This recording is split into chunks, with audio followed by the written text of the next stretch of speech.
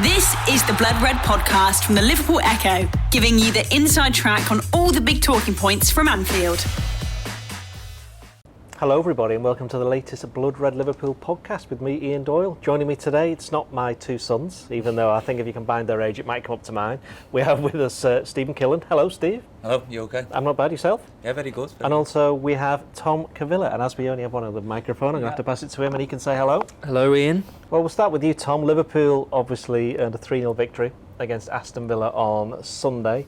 I know you weren't at the game. I'm not entirely sure how much of it you actually saw, but that doesn't distract from the fact that it was a great victory for Liverpool. And Jurgen Klopp said afterwards that it's probably the best Liverpool have played in a very long time. Yeah, I think going into the game against Villa, it looked like quite a difficult game on paper. They've had a good start to the season, apart from that opening weekend loss at Newcastle, which I don't think many people saw coming. I think Villa are going to be right up there this season. Probably not going to be, top 4, but you'd imagine they would be top 5, top 6, the way they've been playing ever since Emery's come in. They've looked really impressive, and we saw that at Anfield back end of last season when they got that point against Liverpool. So I don't think anyone was expecting a walkover of any kind, and 3-0. I was quite surprised, to be honest, to see that score. So I think that's a really encouraging result for Liverpool. There was a lot to like about the performance. Trent, obviously, that was probably his best performance we've seen this season. When he was captain as well for the game, so that's a really, a real big positive for him. Szoboszlai is, looking really impressive ever since he's come to the club. Got his first goal for the club. So, yeah, I think there are a lot of positives for the game. The fact that they coped without Van Dijk, that could have gone one or two ways. Gomez is stepped up and filled in well, so it was the perfect way to go into the international break. Stephen, you obviously saw a lot more of the game than Tom did. I mean, what impressed you overall with Liverpool's performance? Because it did seem as though, while Villa, I must admit I wasn't very impressed with Villa. I thought they were a bit compliant, although of course they were 1-0 down after 3 minutes, and there's been many teams better than Villa at the moment who've just not been able to get back after that. But what impressed you the most? Was it the way that Liverpool passed? Was it the way Liverpool pressed? Or was it just all of the aspects of the game that Jurgen Klopp likes from his teams? I think it was everything. You're seeing how it takes two, doesn't it, really? I think Liverpool harried Aston Villa into the mistakes. And it's easy to forget that after such a bad season last season, the positives might be the recency bias, but the attack's just been so seamless, and they've been so impressive, the way the pressing and the way the combine and just the whole interplay it's good on the eye. It's nice to watch, and it's almost like what we had a few years ago when Liverpool were almost rifling through teams as if they wasn't even there. And then you see it on Sunday where the combination plays there. It was like that against Newcastle, and then with the goals it's just stroke of luck with one of them, but with Szoboszlai it's what we've got to come as well, isn't it? Well, we'll do Trent first. Tom mentioned Trent and his performance. I did the ratings for the Echo, gave him man of the match, and obviously there's the worry about he went off with... At first, to be fair, I thought it was an ankle problem because he got caught when he was trying to... I think he got caught by somebody else making a foul on it, maybe even been Harvey Elliott or something like that. But it was after he had that shot, wasn't he? He did that run shot and then he kind of felt his hamstring. But Liverpool must have already thought something was up because they already had Jarrell Quansah ready to come on. But before that, in terms of Trent's performance, it was interesting to me because it seems as though he wasn't really playing in that, where that hybrid role, or if he wasn't coming in quite as often, and it meant that a lot of his best work was done on the right wing because it seems as though Aston Villa were waiting for him to come into the middle, and he hardly ever did. So he just got loads of space, and certainly the first half he did a lot of, switching the play from one wing, certainly from his wing to the left, and Diaz and Curtis Jones got a bit of joy doing that. But it's just, his overall passing. It was he put in the corner for the first goal, which I'm pretty sure that's not what he meant to do. He still gets an assist. I think it's 55 now in the Premier League. It's certainly quite a lot. Second one, he was involved a little bit more obviously with the ball down the line for Salah. But even defensively, he didn't really seem to have any issues. And just overall, his performance was that of somebody who, as Tom said, he was captain. Is that the first time he's actually been captain from the start of a game? Yeah. I think it might have been, yeah. So that's the first time he'd have been captain from the start, and it just seemed to make a difference to the way he went around things. Yeah, maybe it's possibly a confidence booster as well, isn't it? Maybe adds a bit more responsibility to his game. But I think when he did move into the middle, Aston Villa didn't really put him under any pressure, which we know he tends to struggle with if he did. And when he does have that space, he can pick a pass, and we've seen that quite fluidly with what he was doing. Probably one of his better games, probably dampened by the injury. But the way he sort of combined the play as well and starting off attacks, it's good to see it. It's positive signs for the future. Possibly a good time to get an injury. It was never a good time to get an injury, but to get an injury on either the international break, it sort of gives Liverpool some time to monitor him and not get any injuries further down the line. What was interesting is the England squad, when it got mentioned, that they did the list of the players and they put Trent as a midfielder. Now, do you think that's where he's going to end up playing for England full stop? Because then that could actually work in Liverpool's favour, because then that gives him more, exposure, experience in that position. Although, as we'll get onto in a bit, Liverpool look quite well blessed for midfielders at the moment. But just going back to Trent there, I mean, it's been such a long week with all the stuff that's been going on. It's difficult to remember that it was Trent's mistake against Newcastle that gave them the lead, and then that first half I won't say he was all over the place, but he didn't have his best game. But he kind of turned things around a little bit in the second half. And what does it say about his character then is then able to come out and do that kind of performance against Aston Villa, who, seems to remember rightly, they played them right at the end of last season, and that was one of the games where in the first half Villa got really into Liverpool and they kind of exposed some of the problems that perhaps putting Trent in that hybrid role can have. Yeah, I think maybe he went in the leadership team or the group this summer, didn't he? So that's that extra bit of responsibility for him, which as a local lad you want. It cements his how he's ranked it among the squad, at least anyway. But with the England stuff, I think he was never really going to get into the full-back position there because of the quality that England have there. If it does work in Liverpool's favour, it could be good for the hybrid role, but like you said, with the complement of midfielders they've got now, it seems pretty much difficult for anyone to unserve each other. So Tom, you mentioned Szoboszlai as well before, and he's somebody who, when I was watching them during the summer, obviously he missed a game through injury. He had another game where he only came on for a part of it, didn't play the full part as everybody else did. So it was a little bit more difficult for him to get up to speed when you compared to McAllister and what he managed to do in those early games, especially given that McAllister obviously had the experience of nearly 3 seasons at Brighton playing in the Premier League. Yeah. But with Szoboszlai, he, since actually, I said this on another podcast, that the more difficult the situation has been for Liverpool this season, you look at Bournemouth, where he stepped up after he had a player sent off, certainly at Newcastle when there was a player sent off there as well. He seems to step up, he kind of responds to that.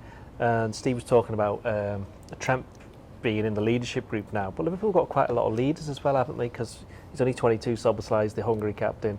We know about Salah, we know about Andy Robertson, so we know about Trent, we know about Van Dijk, and there might be 1 or 2 others in there as well.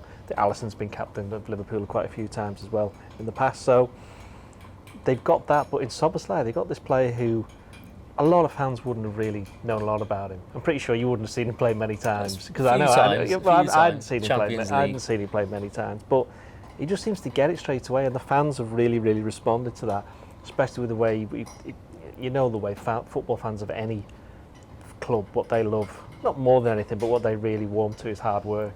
Mm-hmm. But not only has he got that hard work ethic, he's able to score goals like he did after a couple of minutes and still be involved in all the other good bits that Liverpool were doing throughout the game. Yeah, I think that's the thing that's impressed me most with him since he's been at Liverpool. It was the game at Chelsea on the first weekend. You saw him just like sprinting everywhere after the ball, chasing down lost causes, and that's something Liverpool sort of lacked last year quite badly. We saw the problems with the midfield in the league, in the Champions League, and it was a lot of the time it was just down to not having that energy in the midfield. They were just getting bypassed a lot of the time, and someone like him, he's going to completely change that because he's got the energy to run around the whole game. I'm pretty sure in terms of like distance covered, he's covered more ground than any player in the first couple of games. Are you just guessing that? No, I've seen it. I'm pretty sure I saw it, at least for the Chelsea game. So the fact that he's able to come in straight away and adapt to the intensity of the league, not many players come in and do that. It usually takes at least a month or 2 for players who've come maybe from the Bundesliga to get adapted to the Premier League. So yeah, he's got a bit of a fearless nature about him, not only from the running side of things, but also taking shots on. We've seen him try a couple of shots from outside the box which didn't go in. First couple of games, close on a couple of them. Obviously, he's got his goal now. Well, they got the one against Bournemouth came from his shot. Didn't it? Yeah, exactly. So yeah, I think that's another positive, because I think, you know, the midfield Liverpool had the last year or two, it kind of felt a bit safe at times, where the ball would get to sort of edge of the box, no one would really want to take it on or, you know, try that sort of shot. I think Coutinho is probably the last player Liverpool had that would maybe try that sort of thing, but since then no one really kind of had a go at that. So yeah, I think he's providing a lot of positives for the team in the midfield, and he's already looking like probably the best signing so far, you would say. Staying with the midfield then, were you a bit surprised that Alexis McAllister was picked in the number 6 role, especially when Wataru Endo, he'd obviously started against Newcastle, and it's a bit unfair on him, hasn't it, because he's played something like 90 odd minutes for Liverpool and most of it's been through 10 men. Yeah, and Klopp did say on Friday, on last Friday, he did say that, look, he's had to have a couple of meetings with him and tell him, you know, as we saw with Fabinho 5 years ago now, it can take a bit of time to get used to that position. But McAllister, I thought he was a lot better in the position playing against Aston Villa than he was against Chelsea. Admittedly, slightly different standard of opposition, I think, anyway. And certainly a different circumstance with, you know, Stamford Bridge being a bit more volatile than Anfield would be for any Liverpool player. But no, McAllister, he seemed to play quite well. And something happened very early on, as I say. You know, you didn't see all the game, but he challenged. I think it was Moussa Diaby, and he won the ball. That was after about 2. So even before Liverpool had scored, and the fans properly responded to that. And he seemed to build from that with the way that he helped out the defence, but also the way he was not content with just sitting back. He'd be taking it forward and trying to initiate some attacks. Yeah, I'm interested to see, you know, how this sort of develops, the situation with McAllister, in terms of if he's going to continue starting as the 6, because, as you said, we saw it on the opening game against Chelsea. Didn't quite work out.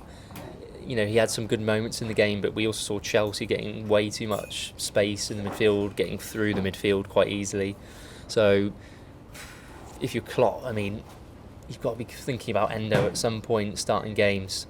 You know, you throw Gravenberch into the mix as well, and then where does he go in? Who does he replace? So it's a bit of a tricky one, because Liverpool have kind of gone from having, you know, a midfield with no kind of standout names, and, you know, people saying, oh, you could get rid of Henderson, Milner, Keita, and you wouldn't be too fussed. But I think now people are kind of like, oh, who's actually going to miss out? Did you say that you could get rid of Henderson and wouldn't be fussed? Is that you? Was that you? I think towards the end of last season, I think people were getting a bit agitated with his performances, shall we say. And yeah, but this season now they've got, you know, a number of good options there. So in terms of who misses out, it's kind of like the dilemma you've got with the attack, in terms of you've got Gakpo, Jota, Salah, Diaz, and someone good is going to be missing out each week, and it's going to be the same for the midfield. I think McAllister's probably one you wouldn't leave out. Szoboszlai is looking like a pretty much nailed-on starter as well, so it just comes down to that third spot. Curtis Jones obviously is going to be playing as well, but we tried him in the 6 in pre-season as well, and again that didn't necessarily work the way Klopp would have wanted it. So Endo's probably got the challenge of trying to make that his own, but whether or not he can do it, we'll have to wait and see.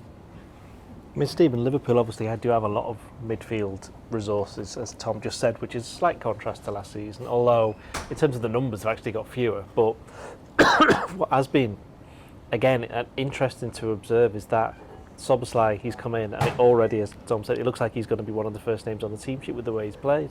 And McAllister, you'd assume, is there as well. So, saying as Tom said, there might just be one space, but we know for a fact the way this works, people will pick up injuries, there will be players rotated. For Liverpool to have that many. Now, there's one player there in Harvey Elliott, who's come on in all 4 games, and he's made quite a difference in every single time he's played. Now, last season, I think it was until about April when they played Chelsea away, actually, which was his birthday, I seem to think. It was the first time he wasn't involved, and then he didn't play a lot during the run that Liverpool were then unbeaten at the end of the season, and Curtis got into the team and he stayed in. What was interesting for me is that Curtis, the first time he's been properly fit and available, he was back straight in the team as well. And I thought at first he might be the one who's playing number 6, but obviously things changed around. But going back to Harvey, how do you think he feels now seeing Gravenberch come in? Or even how does Gravenberch, because he was sat on the touchline, he's now looked at this and gone, He's gone from Bayern Munich, where he's not been getting many minutes, and he will obviously get a lot of minutes for Liverpool because of the way that they rotate. But suddenly, as Tom said, Klopp's got all these options, and quite a lot of them are untried because Elliott still hasn't actually played that many games in midfield. We know Szoboszlai and McAllister haven't for Liverpool. Endo, we've just mentioned him. Basetic, he's another one we haven't actually said, who's only played things like 13, 14, 15 times, not many as a senior professional. So suddenly it's a completely new look midfield, but it's also new players in terms of what they're actually trying to achieve and in how they're actually going to be positioned in any team, let alone just the Liverpool team. So Klopp said at the start of the season he thinks it's Liverpool reloaded. Do you see it that way, and do you see this as what was probably deemed as a negative or a weakness, if you should say, last season, has now suddenly become quite a large strength? Well, it's good to have options, isn't it, anywhere across the pitch, and it's probably good for competition when you're not just getting promoting players from the youth team to be in the first team. It's good to have for the selection options, but like you said, it very much is a reloaded team, but I think in those early days you are going to have teething problems and maybe tinkering one or two options. For Elliott, it's difficult really because you've got a chance you have to take it type thing, isn't it? But well, he can't be doing much more, can he? Yeah, it's true. It depends what games you can sort of test him in or give him the opportunity to have that time. But it depends. Obviously, got a lot of football to be played this season, but it goes with ambitions, really, doesn't it? How much does he want to sit on the bench? Same with every other option in there. Like you said, Szoboszlai is a nailed-on starter now, I think. McAllister's going to be one or there or thereabouts. So it just depends. Maybe he has to sort of tweak his position, or maybe he does have to delve slightly forward. But then it's another difficult task to try and break into that front line as well, isn't it? So it's difficult for him. But it's hard to say. But if he's doing the good things that he is doing, he's making them impressions off the bench, then he is definitely going to be there or thereabouts in Klopp's thinking. But it would have been a bit of an eye-opener for Gravenberch watching on, wasn't it? Thinking, well, not only is this what English football's like, but also that's the standard that he has to reach. And as I said before, Klopp will have said, because it's a player that Liverpool have been after for more than a year now, so they've obviously got a long-term plan for him, so he will be playing games, and he'll certainly have a position, Klopp will have a position in mind for him, but in the short term, it's actually a bonus for Klopp, isn't it, that he's got like this headache that he wouldn't normally have had. He's still got a midfield headache, but it's a completely different one. But yeah, I think with Gravenberch, he's sort of what we've seen this morning, where he's pulled himself out to the Holland under-21s team. He's seen it and probably took a step back and think it's not going to be easy getting in this team. He didn't struggle because he might not got the opportunity to get in the Bayern Munich team, but he's gone from a team he wasn't playing to a team where the options are there and there's very much competition to get in there. So I think it's going to be a test of time, really. He's probably got off to the right start with Klopp, because even Klopp said when he was signed that it's disappointing that he's going to the under-21s with Holland. So he's now got 2 weeks with him. He's got more time to bed in, to get the system. He's probably maybe even got a head start. So Tom, talking about not the midfield now, but another thing that's been a bit of a headache for Jurgen Klopp recently, and that's the centre-backs. Mm-hmm. Obviously there was no Virgil van Dijk, he's banned, and I mean, there's every chance he could have his ban further extended. We'll probably find out later this week. Ibrahima Konate, he was injured for the Newcastle game and remained injured, and he pulled out of the France squad, didn't he? He was named in it on Thursday, and then he pulled out on Sunday, which doesn't really augur well for that Wolves game in a fortnight. Now, Joel Matip and Joe Gomez were the centre-back partners, and I think they partnered each other 4 times last season. Liverpool conceded 10 goals, including 3 at Wolves in that game, and one of them was the last game 4-4 at Southampton, which you could argue wasn't really a proper game as such, but there was enough other evidence to suggest that there might be some reasons for concern, especially when you consider that Matip will be playing in that kind of, as we mentioned before, didn't have to do quite as much of going out onto the right wing to cover for Trent, but he still had to do it at some point. Mm-hmm. Both him and Gomez are up against Ollie Watkins, who's got a propensity for scoring a few goals against Liverpool, and he got a hat-trick in that 7-2 game 3 years ago now, and that's when Gomez had an absolute nightmare. I think he got subbed out after. Yeah. Did he get subbed early? Yeah. Yeah, he wasn't even at half-time, was it? Yeah, was it before that? It was early on, was pretty, or I may be wrong on that. It just seemed as though if he wasn't subbed, then perhaps he should have been. But he in particular was very good. And what I found quite interesting is that with Gomez, I often think that he can be very, very good, and if something goes wrong, he lets it affect him a little bit. I look back to last season Liverpool played City. Yeah, I at was just home, about to say that. Liverpool Yeah. played City at home. He had a very good game, probably the man of the match actually. Yeah. And Liverpool won. But 4 days later they played West Ham. He started quite well. Then he conceded a penalty. Yeah. And then he went downhill in that game. And I'm pretty sure they played Forest after that. Yeah. And then he had a bit of a nightmare. They lost. And then the following week they played Leeds. And the Napoli game, yeah, exactly. which was the worst of all of them. Well, Napoli was a long time before that. He kind of got over Yeah. that. My point being is that when something's happened, it seems to affect him directly. But in the first half against Villa, after having a good game, he did a good tackle on the halfway line, then slipped, and they kind of ran away a little bit. But he managed to get back. But he didn't let that affect him. And he just seems to have, I wouldn't say he got mentally got stronger, but he looks a lot more calm in himself. And interestingly for me, is that he was playing on the left side of the defence, which is where he wouldn't normally play, because Van Dijk almost always plays there, Yeah. and he seemed to kind of enjoy that as well. Yeah, I feel a bit sorry for Gomez because I think he's one of those players that probably gets a bit, treated a bit unfairly at times in terms of how he's perceived by supporters. I think because he's had all the injuries over the years, he's never had like a good run in the team where he's been available for a prolonged period of time. And he played most of the season in 2019 when they when won he the went to league. Yeah, that's what I mean. Everyone sort of remembers that year and said, that partnership with Van Dijk, that was going to be the next big thing. But that's been his problem. He's never been able to kind of, after that, stay fit for a long period of time. So you've never seen what he could have done in the team. And Liverpool obviously then going by Konate kind of falls back in the pecking order, and then never really gets that chance to establish himself as the second choice centre back. So I think there was a lot of talk about whether Liverpool should sell him this summer, and I never really got the calls for that because he's a reliable player more often than not. Who was saying that they should sell him? People were saying, I think Newcastle and a couple of teams were linked, sort of £30 million move, and That was very early in the summer, though, Yeah. wasn't it? Once it became apparent Liverpool were looking to sign a centre-back, and it looks like they weren't going to sign one. I don't think anybody was saying Liverpool should sign any centre-backs. But the fact that some people were suggesting it would make sense to move him on, I didn't really get that. I think he's the sort of player you always need in the squad. He's not, he might not ever be the same level as Van Dijk, but not many players are going to be that. So, yeah, I think overall, when he's played for Liverpool, I think he's done reasonably well. He's had a few iffy games, like you said, last season, and those are the ones people seem to remember more often than not. So, yeah, I think he's just got to keep his head down, keep working hard, and there's probably going to be more chances over the season because the same thing applies with Matip in terms of his injury record, and it wouldn't surprise me if he was injured at some point throughout the season. Konate seems to be quite an injury-prone player as well, so You're just writing them all off here, right? Oh no, Yeah. but he's been out quite a lot of injuries. Konate only look like niggles, but seems to happen quite a lot with him. So Gomez probably going to get more chances anyway. Just going back to Matip as well, Stephen Warnock was talking about this when he was analysing the game yesterday. He's pointing out that at times during the Villa game, Matip actually moved to right back at times, and Trent sort of came into centre back position. So they sort of swapped around, which was quite interesting, I thought. So we saw Trent sort of in the centre back role, putting those passes forward. I think that's just kind of that is the hybrid though. Isn't Yeah. it? Sometimes he drops a little bit deeper, so you still need the cover over on the right. Yeah.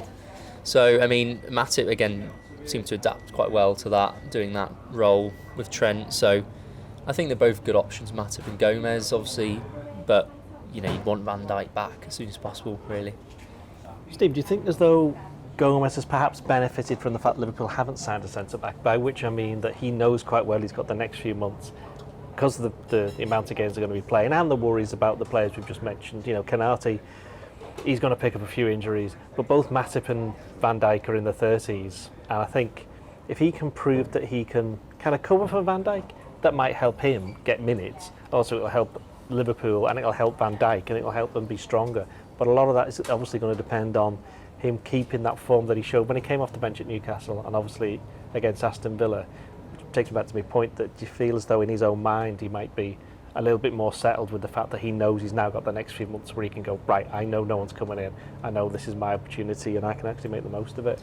Possibly, but I think on the other side of the coin he's also got a few months to sort of cement that now. Obviously Liverpool are going to need a centre-back very soon. Just depends, because it's with the defensive options they're limited at best, and I think if you're showing the form that he has shown, then he's a credible option there. But it's the it's the same conversation really, isn't it? Is he going to be able to sort of cement that? And I think maybe this time next year he may find himself in the same position that Matip is now, where is he going to be close to the end of his contract, or maybe not so much, but he's going to be looking to play first team football, and if there's another new centre back in that position, he's going to be further down the pecking order. But it's like you said, when he is sort of dwelling on his mistakes, if he eradicates that, then I think he's going to be a credible defensive option. It just depends whether Liverpool are going to have to filter him at right back or not, because I think that's probably the next problem. If Alexander-Arnold's injury is that bad, then it's going to be caught in between. And I was watching the game yesterday. He had a good game at centre back, and I think at right back he's shown glimpses, but he's still sort of erratic in the sense where he comes forward when he shouldn't, and maybe pushes out when he shouldn't have to, and chases the ball instead of sticking to position. But if he shows the signs and continues to form, maybe he doesn't have to put in a 9 or 10 out of 10 every week. Maybe it's just to stay steady when Liverpool need it and sort of be that sweeper or the one that pushes out. Then I think Liverpool have got a definite option there further up the chain than what he is already. The right back is a very good point actually, because obviously Conor Bradley is out for 3 months, something like that, and he's not really played hardly any football for Liverpool. I know he had the very good season at Bolton last year, but League One isn't quite the same as the Premier League. And James Milner's gone as well, who's obviously the old standby. So Liverpool don't really have, other than Gomez, a real alternative to Trent at right back, do they? And I know he's a completely different type of player, but with the players that they've got now, they can change the formation or go back to the old 4-3-3. But then that does expose then at the centre-back situation. But then you've got Jarell Quansah, who I won't say he's come from nowhere, because if you actually follow his career, he's actually the progress that he's made over the past 3 months is exactly what you might expect of somebody who's come through the under-18s, captain in the Youth Cup final, played for the 21s, gone on loan for half of last season, then played for England in the Under-20 World Cup, then played well in the summer in the friendlies. So from that point of view, it's to be expected, but you don't really want to have him playing a lot of Premier League games over the next couple of months, although with the League Cup and the Europa League starting soon, he could get some minutes there, couldn't he? Yeah, but I think with Joe Gomez, it's probably not in a roundabout way, it's probably the worst time to have a good game at centre back, because when you are needed at right back, then you're sort of caught in between which position should he play and do your experiment. But with Quansah, he's obviously at that age where he's raw, he's got that talent, he is going to make mistakes. And it's whether you want to hang your hat on him in a Chelsea, United, Man City type game, which eventually he's going to have to sort of deal with that sort of pressure. But I think he's, 19, 20 now? 20, yeah. So it's probably too much to give responsibility for someone who's only made 2 appearances for Liverpool. But it's like you said, it's difficult when you're sort of caught in between the two options, whether you play him at right back or you play him at centre back. But we've got to make use of what we've got at the minute, or what Liverpool have got at the minute, where it's, you've got Carabao Cup, you've got the FA Cup and the Europa League, so you've got at least 8 games, if you include the group stage games, where he can be in them pressure situations and he can be a bona fide starter, where you can sort of rest Konate and Matip and sort of save their injuries and save their legs. Tom, let's talk about Darwin Nunez. We got this far into it without mentioning him. He obviously got the reward for his 2 goals at Newcastle by getting a start, and again, I haven't seen him a lot of him in the summer. He's actually played quite well, and he could have even scored a few more goals, and he made a big impact, didn't he? Because it was him that chased down for won the corner for the first goal. He got in behind, and I know Unai Emery said, well, we weren't playing a high line and we didn't really change it that much, but he did manage to get in behind quite a bit. I mean, it was the first time really in a long time we've seen, apart from the Newcastle game, you could argue that we've seen him use his pace, and Liverpool have played to that, and that might go back to what we said about Trent perhaps not playing in the centre as much, because with him playing out wide, he was able to release both Salah and also Nunez. And where we saw this a fair bit last season, there is that partnership between Nunez and Salah, isn't there, up front? But you can just tell from the way that Nunez is just approaching the games that he looks a lot more confident. He looks like he knows, not saying he didn't look like he knew what he was doing last season, but he looks like he knows what he can do in this league. And the second goal that Liverpool scored obviously came from his shot, which hit the post, and that goes in off Cash, which is a little bit reminiscent to the one against Leicester, wasn't it, last season? Although the difference there, I would say, is that he should have scored that Leicester one. He was a bit lucky that he got away with that, but this time he earned the look for his performance. And he also hit the bar a bit later on, and he sets up the goal for Salah with the flick on, so he couldn't really have done much more, could he? No, and I think he probably deserved to start on the back of that Newcastle game. I think it would have been a bit harsh if he didn't get thrown into the starting 11. So that was a chance for him to come in and make an impact, which he's done. It just comes down now to what we were talking about before in terms of how Klopp approaches this, because Jota's now the person that's going to be missing out by the looks of things if Nunez is the one picked. So, but they're on international break now, so we know quite well at least 4 of them will get injured. Yeah, probably. But it'd be interesting to see how he, going forward, what he does in terms of, does Nunez start every game now, or who's going to miss out there. But I think from what we've seen of him, the back end of last season and this season already, he's someone you'd want to have in the team. He causes problems for the other team. He's always, looking to make something happen. We saw that Chelsea game, when he got subbed on, he had that shot from outside the box that was sort of a bit out of nowhere, and just looking to make something happen, which I don't think, Liverpool don't have that of every player. I think Salah can be a bit different in terms of how he goes about things, and although Diaz likes to take people on, he's probably the only other one that kind of has that explosive kind of speed running at the other team. So yeah, I think I'd like to see him stay in the team for a bit and have a run, see what he can do. He's had a lot of people writing him off last season, mainly opposition fans. So I think he'll probably be quite determined to prove people wrong. And his comments were quite interesting recently about social media and not paying attention to what people have been saying about him. That was in reference to you, of course. Yes, yeah. Of course, yeah. No, I was quite backing him last season to... You were only quite backing him? Backing him to prove people wrong. Because I think, he's going to show it now this season that I think people were too quick to, say, oh, he's not worked out, let's cut our losses and move him on. But I think he's someone, like I was saying, based on the comments he said people's comments were affecting him slightly, the negative things. So he's obviously not paying too much attention to that, and we're probably seeing that on the pitch, that he's trying to have a sort of fearless mentality in the way he plays. Stephen, do you think we've reached the point now where we're kind of reaching the point where people can just stop arguing that Nunez isn't good enough for Liverpool and stuff like that? It's now just a matter of how we can adapt with the rest of the other 4 main forwards, although you could probably argue 3 because we know Salah's going to start most of the games. Well, yeah, I think it works where it doesn't, where Nunez has to perform as well. He is good enough by all means. And as you mentioned, with the Salah link-up, we've seen it with the goal where against Newcastle, where they're doing the intricate play in between, and it was present throughout pre-season against obviously lesser German sides, but you could see the link-up play was there, and then it was like the 1-2 passing behind, and it was evident against Aston Villa that very much an outsource for Liverpool. It's just probably the question is whether his finishing it can be relied upon, which against Newcastle he showed it, and possibly against Villa not so much. But he did it a post in the bar, he couldn't have got much closer.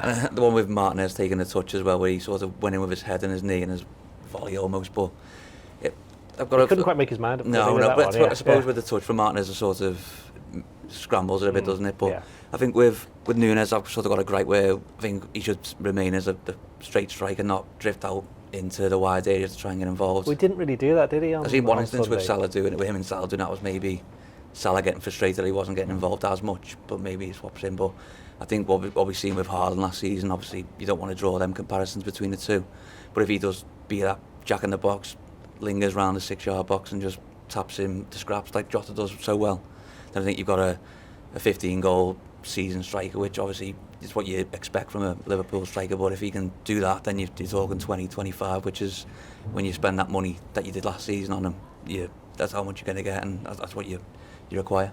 Let's talk a little bit, very briefly, about Mohamed Salah. I'm not sure whether you've heard, but Saudi Arabia were interested in signing him. I know we addressed this a little bit on the podcast, or the other lads did on the podcast on Friday, when we were just before the transfer deadline. Now, Liverpool had said by that point he wasn't for sale. They didn't sell him before the deadline at 11 o'clock. They're almost certainly not going to sell him. In fact, no, they're not. We can say it now. They're not going to sell him this week before the Saudi Arabian deadline. And Dominic Szoboszlai came out after the game, didn't he, and said, oh yeah, Mo's told all of us that, not all of us, but he's told some of his teammates that he's not he's not leaving. Klopp said, well, he hasn't told me, but he doesn't have to, because I just look at what he does in training, I look at what he does on the pitch, look at the performance he puts out against Aston Villa, I've got nothing to worry about. So why should he have to come up and tell me that? Because I can see that what did he say on Friday? He already said then he's super committed to Liverpool. And I think he's right, we did see that, didn't we, against Aston Villa? Even though Salah didn't say anything publicly in terms of his words, what he actually did on the pitch kind of suggested this wasn't anybody who was thinking anytime soon of leaving. It's a testament to his professionalism, isn't it? Obviously, when he throws a strop going off substitutes, everyone makes a massive deal out of it, and you've got to be consistent with it. You've got to see his character and his commitment to Liverpool. And it's been obviously not necessarily a worry for Liverpool fans, but it's been an ongoing struggle with will he go, won't he go? But obviously that sort of keeps the skeletons in the closet a bit, doesn't it? Where he not showing any signs that he wants to leave. There's obviously rumours that there's been a meeting in Dubai with his agent, but if he's going to keep doing that, putting in performances like that and cropping up with the odd goal here and there, then Liverpool have got an ever reliable member of the squad. And I think with this interest, it sort of gives Liverpool a bit of a nudge to say there is an end to this soon. And I think with Liverpool, they now know that it's rather sooner rather than later. It won't be January, obviously, but it will be June, July, and they can prepare and possibly maybe give Ben Doak a bit of more of an opportunity to sort of establish that right wing position, or get Dominic Szoboszlai a bit more accustomed to it in the Liverpool system, and then that opens up another midfield option. Tom, did you ever think that Salah was going to go? Yes or no? Well, when they're offering 150 million, I think Liverpool, there might be a point where Liverpool consider that offer. Obviously, they rejected it in the end, but... What figure then would you have said that Liverpool had to work with? I'd have said £250 million. 200 million, I think. People just don't sometimes just forget just how much money it actually is. It's like, it's ridiculous. It's ridiculous. You could buy clubs for that. Yeah. And this is just about one player who's in his 30s. Well, he's 31, so yeah. If you're looking at it from that sense, 200 million for someone who's 31 is a pretty good deal. I know Liverpool fans don't want him to go, but if you're looking at it from a financial perspective and planning for the future, if they were so you're saying you should have sold him? Is that what you're saying? Not this summer. I think at the end of this season, if that sort of offer's still on the table, I think it's something you definitely got to consider. You know, we've seen Tottenham, they lost Harry Kane this summer, the best player. West Ham lost Declan Rice, and they both clubs have spent the money well and brought in good players, and they're both doing really well without them. So, and everyone was saying, Spurs aren't going to cope without Kane. I know it's still early, and everyone's saying West Ham, Declan Rice, he is West Ham, and they brought in Edson Alvarez, Kudus, James Ward-Prowse, and they've now got a squad that looks more well-rounded than before Rice. So hang on, so you are saying sell Salah? I'm not saying they should sell him. I'm saying that it's something. I think if they got 200 million, I think it'd be hard to turn it down, to be honest. And I think you could then saying this is a player who, I think sometimes people forget again just how good he actually is. Mm-hmm. I think it's now 13 of the last 14 games Liverpool have played, he's either scored or set up a goal. And while his goal output probably he's never going to be what it was a couple of years ago, he's become like this really very good creator of chances and creator of goals, and he's become a far better all-round player, hasn't he? He has, yeah. But if it gets to next summer, he's got 1 year left on his contract. Next summer maybe, yeah. I mean, what will they do at that point? I agree that they're probably already planning for him to be gone next summer. But I do think Salah, be an interesting one really, because if they do really well this season, which there's every chance that they might do now, might go up. Well, there's that, and also he might go, well, actually I quite like it here. I mean, how much money is too much money? That's the thing. When's enough?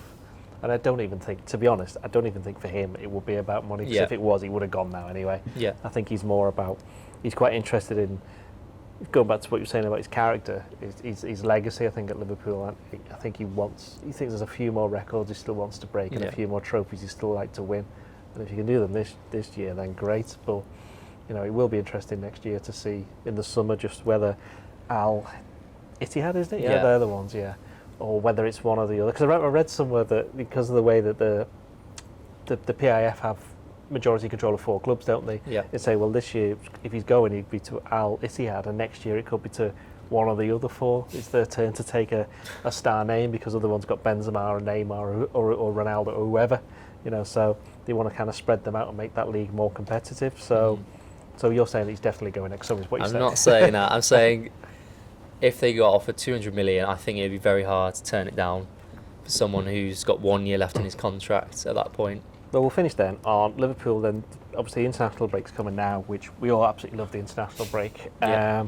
Really helps us fill the website and the newspaper. But 10 points from 12, which is obviously Chelsea away, Bournemouth at home, Newcastle away and Villa at home. If you'd have said Liverpool were going to get 10 points from 12 back on, an hour before the game was about to start, or a minute before the game was about to start at Stamford Bridge, would you have said that's probably not very realistic? No. Bear in mind, it would have involved them winning at either Newcastle or Chelsea. Yeah. To be honest, that draw at Chelsea is looking worse by the week because of the way they're going. They lost to Nottingham Forest, they lost to West Ham. To be fair to Liverpool, that was the first game, Pochettino's first game at Stamford Bridge, so they were always going to be up for it. But they are pretty bad, Chelsea, from what I've seen of them this season. Well, you bought yourself enough time to answer the question, so come on. You would take 10 points out of 12. Would you have expected that? I was probably I would say around 10. I think they've done well, yes, to get 10, but I don't think it was that unrealistic to get that. Chelsea was somewhere they could have won at. Newcastle was probably the only one you thought, they might drop points there. That's the only one I was looking at and going, no, they might not win that one, might get a draw. But I thought they could win at Chelsea. And then Villa at home, Bournemouth at home, games you think you should be winning. So, yeah, I mean, I would have thought the Newcastle and Chelsea result would have been the other way around. That's probably the only one that surprised me. The relentless positivity of Tom Cavilla, you're the same, Stephen? Because I certainly wouldn't have expected them to get 10 points. I mean, I was very much of the opinion if they got 8, that's a decent start. Yeah. If they got 9, that was good. And if they got anything more than 9, that's a really good start and probably not one they may have expected.